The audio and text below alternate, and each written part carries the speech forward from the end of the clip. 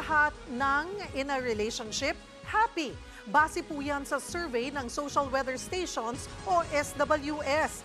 Ang bilang daw ng mga Pilipinong masaya sa kanilang love life abay sumadsad sa record low. Nasa frontline ng balitang yan, si Faith Del Mundo.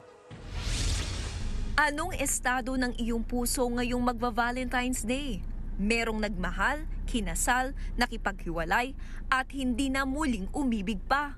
Relate na relate dyan si Mary Ann Tolentino. Dati masakit, nasasanay ka na rin. Kamusta yung love life ni Ma'am? Wala, hindi na ako nagano kasi nag-focus na ako sa anak ko eh. Ito namang si Ismael Bondok, no girlfriend since birth. Nabasted noon, kaya nag-focus na lang daw sa career at sa kanyang asong si Tinky. Mahirap masaktan. Tsaka mapag-iwanan. Sakit ko, magiging masaya ako nakasama.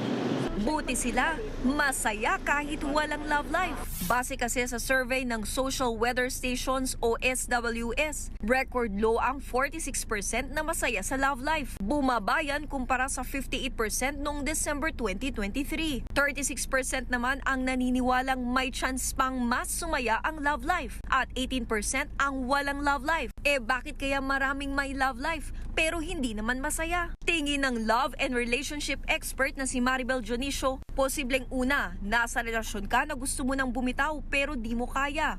O pangalawa, mabilis ka namang bumitaw. Giving up or changing or giving up or getting out of the marriage is actually getting younger over the past years. Yung destination natin ng true love, kasi yun lang naman ang gusto natin eh. But how to get there, we don't know.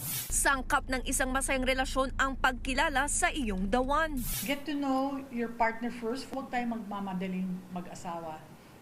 Alam ko marami dyan sa records ng mga 1 year lang nag-aasawa na kasi sabi nila 40 na raw sila or 50 sa ako regardless of age. Pero hindi yan nagtatapos dyan dahil dapat ikaw mismo walang excess baggage. Nagbabalita mula sa Frontline, Faith Del Mundo, News 5. Mga kapatid, Cheryl Cosim po, huwag maging huli at maging una sa lahat sa balitaan.